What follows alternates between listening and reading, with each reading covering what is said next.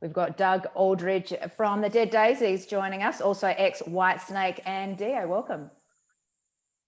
Thank you so much. It's great to be here, and of course, that's the first time I've met you, I think. Yes, first time. Well, we're just having a little chat just before we press record about Australia, and you were saying you've been here and you love Adelaide, you've been to Melbourne and Sydney and Brisbane. Yes, and it's absolutely beautiful country, and really looking forward to coming back, as soon as possible. Yeah.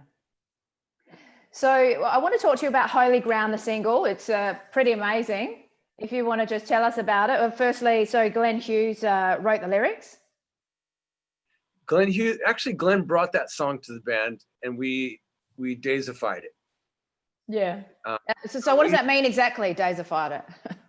Well, it was his song, and we basically all got our hands in the soup there and put in a few ingredients here and there. And we demoed it actually in August of last year, and at a studio in LA called Sunset Sound. It's like a really beautiful studio and famous.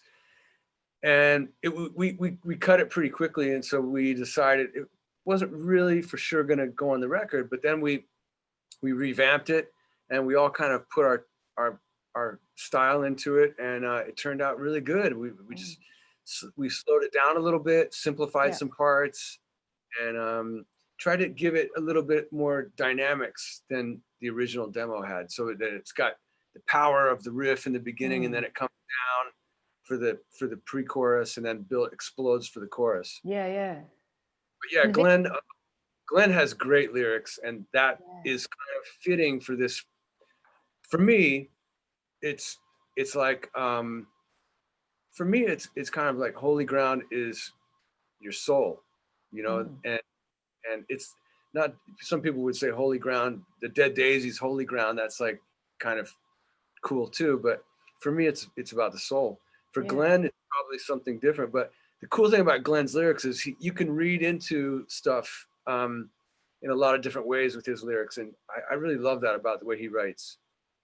Yeah, it did feel like it had a very sort of spiritual element to it. Now I was reading it is about actually Glenn did say that it's about awakening to the present moment and making the most of where we are, just being positive. It had a positive message, but then I sort of printed the lyrics, and it did seem sort of quite spiritual, like one of the lyrics, a few of the lines, "Oh Lord, now the dream is on fire.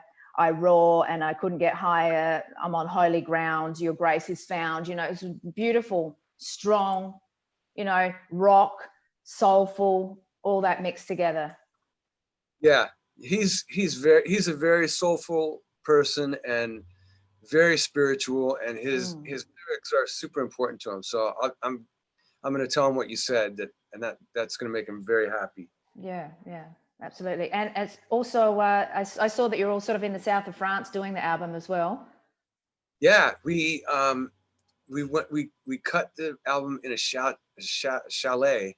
No, chateau. Sorry. Oh, chateau. Oh, what's the difference? Chalet is like a little ski place. It's a little small, ski.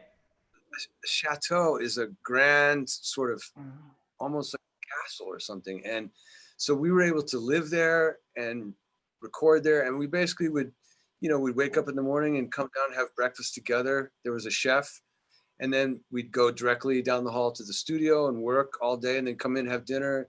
And usually we'd maybe work a little bit more and then knock it on the head. Yeah. But it was great for us to kind of gel together with Glenn, and a beautiful setting and no distractions. Outside of Marseille, France. And, it's not like we had a bunch of friends close by. We were in the countryside of Marseille. So it was perfect. So you didn't go out to the shops or anything. You literally just stayed there. We took 2 trips there. One was in November to kind of finish writing and doing pre-production and start kind of recording. And then the second trip was to actually finish recording. And I didn't go into the town the first time at all. I didn't go I didn't go off the grounds at all. I barely went outside because it was just we were in the thick of it. Yeah, it was just like bam, bam, bam, song after song. Mm.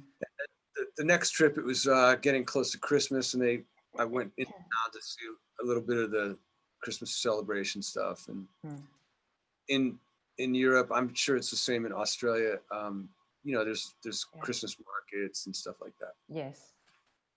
So. Oh, I thought being so pretty, I thought, did you go for jogs or walks or, you know, get in nature, get the fresh air? I did not.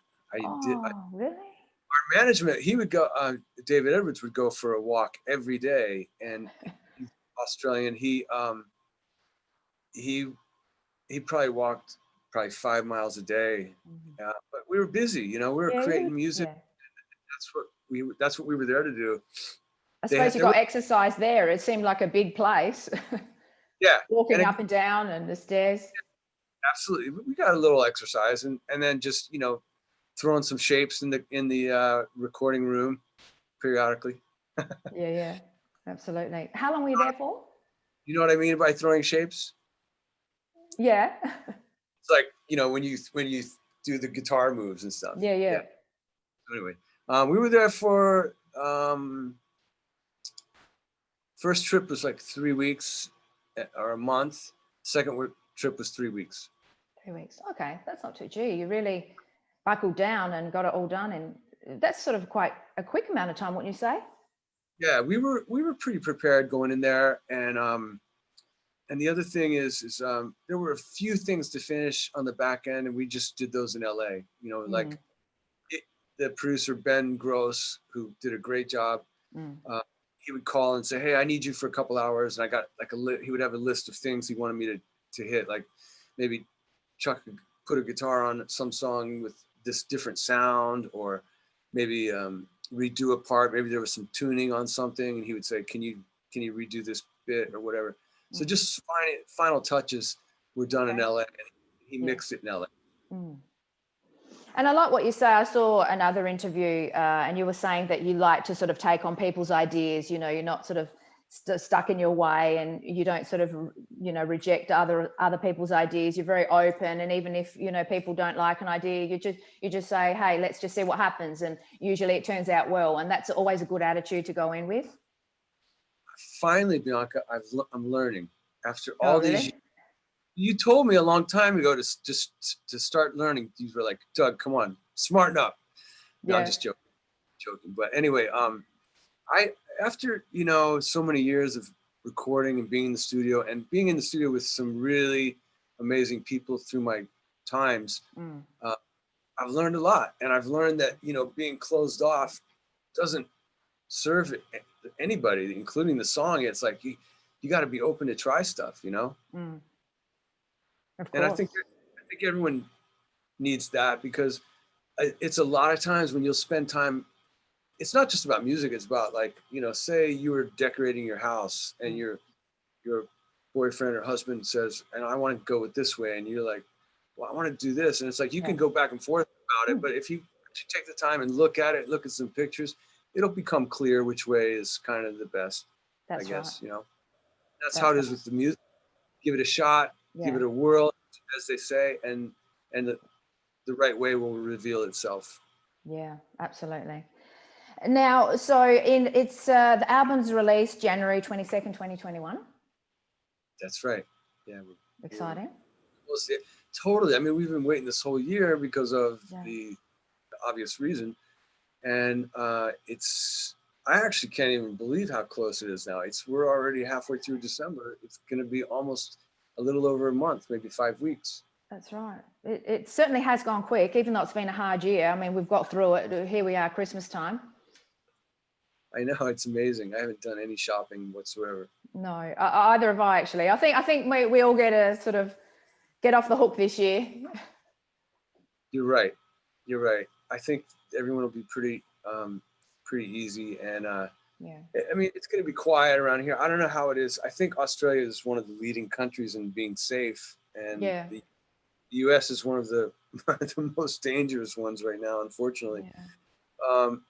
And I don't mean to laugh because it's very serious, but it's just been up and down, lockdown, then not lockdown, of course, and then not wear a mask, and blah blah blah. But we're gonna make it through. It looks like. Yeah. So you're in LA. What's the vibe like there now? Because you haven't you got more lockdowns just recently? Yeah. Yeah. So how's everyone feeling? I mean, it's fine. I've been pretty much locked down the whole time. I mean, I stay in my bubble, which is basically family and Glenn and that Glenn's family. Yes. That's pretty much it. But yeah, it was about 3 months ago that my wife got COVID. She caught it. Really? Yeah, and so I had to basically she went in quarantine in her room, and I had to feed her 3 square meals a day. So I had to cook, which is that's pretty scary in itself. But we got through it, and God bless her, she didn't spread it to anybody. None of me or my kids, we didn't catch it, and everybody tested negative, and everything was good now. And it was for her that it was just like a normal flu. It was uncomfortable, but yeah, flu with a cough. But the worst part for her was the lack of taste. So I played some tricks on her with some taste stuff just to see what's up, and she did. Yeah, she didn't know. She was like what? Well, one of the nicer ones. I played a couple of tricks, but to make a real test. But one of the nicer ones that I did was I put sweetener in her coffee, which she hates, and she didn't know, and she didn't say anything. But a couple of days later, she goes, "By the way, the other day, did you use the other?" And I go, "Yeah, did you notice?" She goes, I could just barely tell. It was a little different. Gee, isn't that interesting that the taste buds went? Has she got them back? Yeah, they came back. Right. So it's only how long did she have it for? Like the symptoms? Well, the symptoms were like about 10 days, and then she stayed for 18 days total. Yeah. And it was at the first couple of days. I mean, it was brutal because I lost my daughter goes to preschool, so I couldn't take her to preschool. Yeah. I lost my babysitter. I lost somebody that helps us clean. She comes and helps clean the house a couple of times a week because of the kids. Yes. And I was everything. I had to do everything. My daughter was with me 24/7, and she wouldn't see her mom. So like I became the person, the key go-to. Exactly. So it was like that's a lot. Like juggling, yeah. And I still had stuff I had to do with the Daisies, and I had to do a Zoom meeting in the studio here, and my daughter was running around, and she was tackling me, and they're going, Doug, an interview. Yeah. Well, it was not an interview. It was like a meeting we were having. Oh, okay. They cut me they let me cut out a little early because they could tell I was just like, Yeah. But so the first few days of all that, I was like, I'm not going to make it. Yeah. It's not going to, I'm not going to make it through this. It's just too much. But somehow I was able to. Yeah. How old are your children? I have a 4.5-year-old daughter. I'm an older dad, and then an 11-year-old son, and he's schooling at home. So that was another transition we had to get used to. But anyway, it's interesting how we sort of make it work, isn't it? Like, well, we think in the beginning, how are we going to do this? This is full on, and then somehow some strength comes from somewhere. We're all armored with it, aren't we? And we sort of find all these inner strength pieces in us. Yes, and somehow we make it through. It's like that too. Sometimes when you leave for a tour, it's like, how am I going to be away from my daughter for 2 months? And the first week is always a little rough, but then you get in a groove, and she gets in a groove, and you just FaceTime. But definitely, there's those times when you feel like you got a mountain to climb. When you're writing a record, it's like that. At the beginning, you're like, wow, we got a lot of work to do, Yeah. But little by little, you get a song after song, and then before you know it, you got holy ground. That's right. Well, this song, I mean, it's sort of when I listened to it, I thought it was straight away, sometimes you have to listen to a song for, 10, 15 seconds to identify it and say, do I like it, do I not? But straight away, as soon as it opened, within a second or two, bang, it grabs you, the hook, there's that hook, and you want to keep listening, and it just takes you on a journey, and the video and the look of it, the sound of it, the layers, it was just very interesting, and it's a gorgeous song. Video is really cool, and the management they put that together and did an amazing job. They kind of planned out like the vibe they wanted to go for, and and just kind of captured us in rehearsal playing the song, you know, and made it into this cool video. It's really nice to see that. Yeah, absolutely. So that was released last week, so we can get our hands on all platforms. Yeah, it's you can watch it on YouTube and you can listen to it on Spotify and other streaming things. And the best thing to do always, I just say, is go to deaddaisies.com. Yeah. Everything's there, all the links and everything. So it's there for everybody, and we can't wait for you to hear the rest of the album. It flows really nice, and I think that people will find some surprises, you know, that they wouldn't expect from the Dead Daisies. Now we've got a new chapter with Glenn, and it's like a fresh start. We're really going for it. And he's sort of fit in perfectly. Yeah, it's a total fresh. I mean, like, look, Dead Daisies has gone through a few transformations over the years. Very similar to Deep Purple. You know, Deep Purple had their Mark II with Ian Gillan, Mark III with Coverdale and Glenn Hughes, and now this is Dead Daisies Mark III or IV. It's very exciting, and we can't wait to take it on the road. We went in rehearsal. That's the one time we got to play together this year. Was we went in rehearsal in October for about a week or so, and played through all the new stuff and played through some old stuff, and just to, you know, get our feet wet. And I think the new songs sound better live than they do on the record, actually. Yeah. So I'm excited. Fantastic. Excellent. And so you're also going to kick off a few shows with Foreigner, Judas Priest, and a number of festivals, perhaps 2021? Yes, we definitely have. You know, we wanted to get out sooner, and we're going to try to get out a little sooner than the summer. But I mean, we just have to wait until the world, you know, the world's got to be ready, and we're going to have to, you know, even now vaccines are starting, we're going to have to still be safe and careful for a while. And one of the reasons I wanted to tell you about that my wife got COVID was that for people who are healthy and you keep your immune system up, it's probably not, for most people, not a lot worse than the regular flu.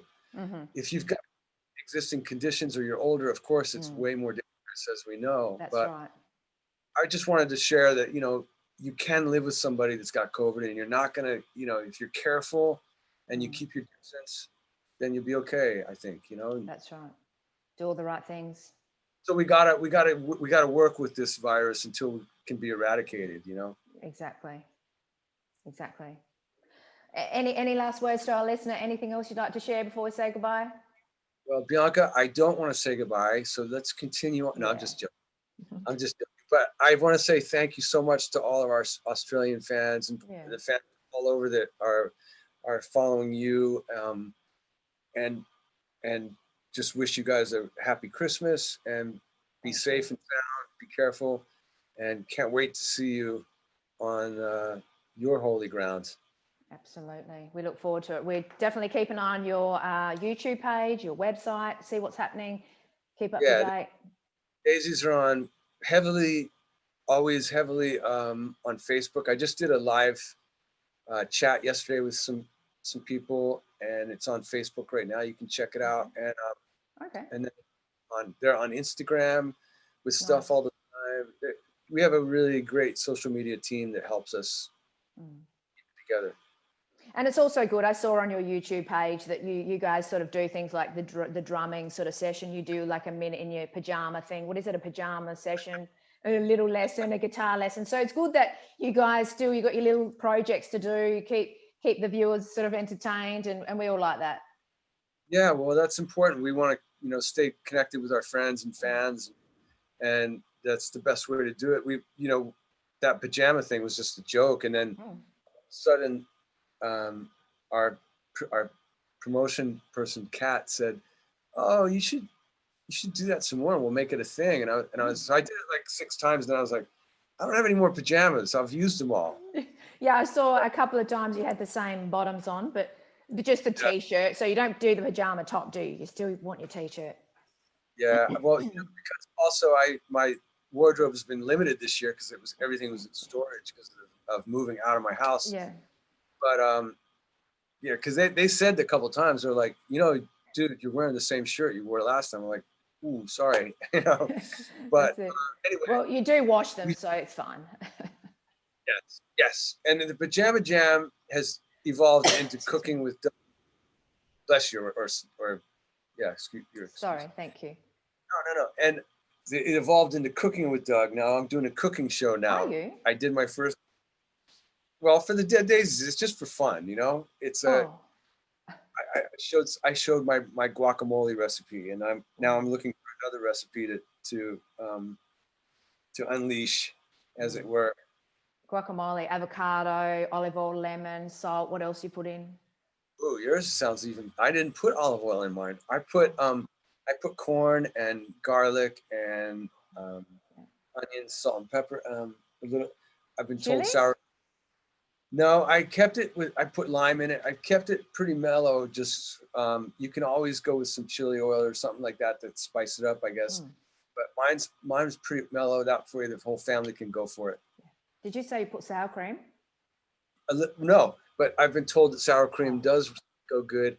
I put the only thing really different maybe that I did was I put corn. I roasted corn and put it in there, and it's really good. But tons of avocado and onion and garlic and salt and pepper. You know, I've forgotten my own recipe, Bianca. I don't even remember exactly. That's all right. So it's on the Dead Daisies YouTube, is it? Is that where I'll see it? I believe so. Okay, I'm gonna have a look because I was on there yesterday and I didn't see it. So you said it's a new thing. So have they uploaded it? I wonder. I think so. I okay, think I'll have a look. Have a look. Otherwise, hit me back and I'll send it to you directly. Cool. We can compare recipes. That's it. Yours sounds good. If anything with olive oil works for me. That's it. Yeah, I think chili oil would be pretty good to spice it up. Little kick, little bite. Yeah. And what do you wash it down with? Last thing before we say goodbye. What do you wash it down with?